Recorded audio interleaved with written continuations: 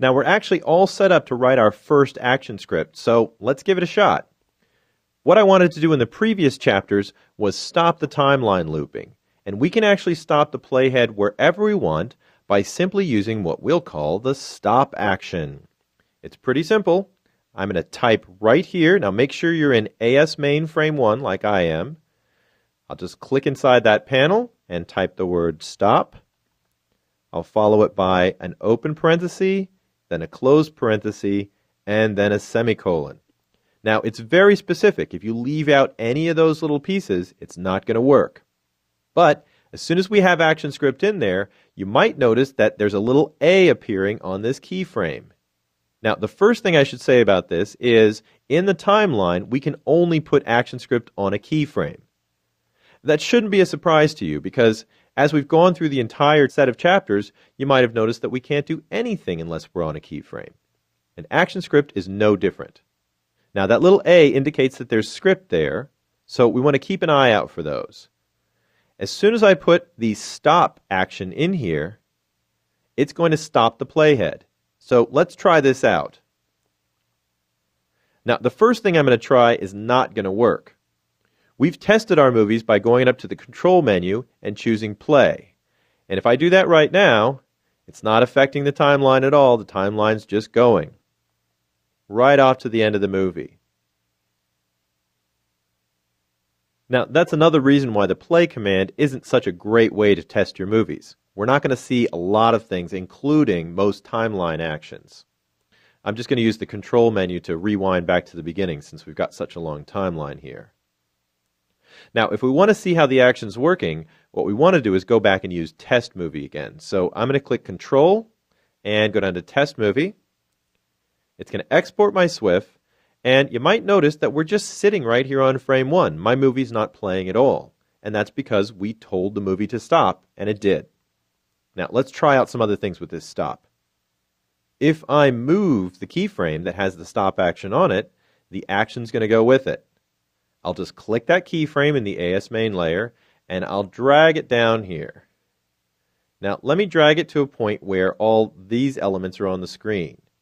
We know what should happen. The camera should fly up, my background panel should come in, and my buttons should come down. Now let's test our movie.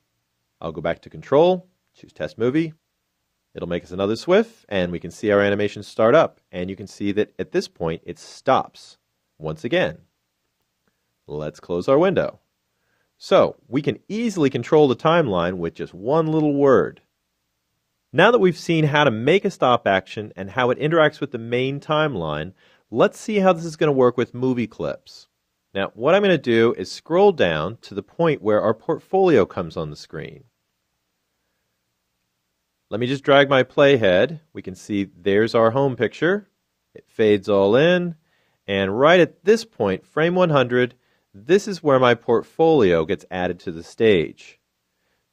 Now, we can't see it, but I can see my portfolio content right here. And don't forget that our portfolio starts with a picture that's invisible and flies in. And in the main timeline, I'm not going to see the animation. So all we're going to see is the invisible portion. In fact, we can see it if we click on that frame. There, it selected our movie clip. And now I can see the invisible element that's hanging out on the side waiting to come in. We know when we use a test movie that we'll see the whole animation.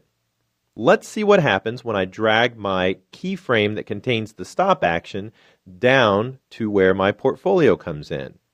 I'm just going to select that keyframe again, and once it's selected, I can go back to it, grab it, and drag it down the timeline, and I'm going to put it just one frame after the portfolio animation starts.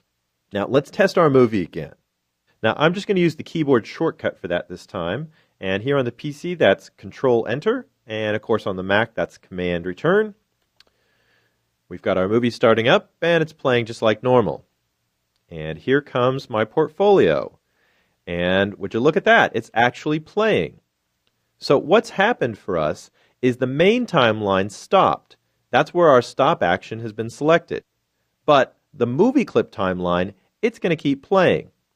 I mentioned before that these two timelines are not really connected. So even though we stop one, that's not stopping the other one.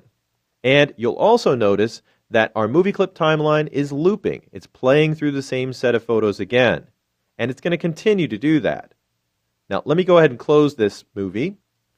If we wanted to stop the movie clip timeline, we could go into its timeline and add the exact same action to it wherever we wanted it to stop. For instance, if we wanted our portfolio to play through only once, I could just go to the end of that portfolio timeline, add a keyframe, and add my same stop action to that keyframe. Now, as you can probably guess, this one little stop command is one that you'll probably use in almost every single Flash movie you make. At some point, you'll want something to stop. But it's pretty easy to deal with. The only thing you need to remember is you want to attach it to the keyframe where you want the stop action to occur.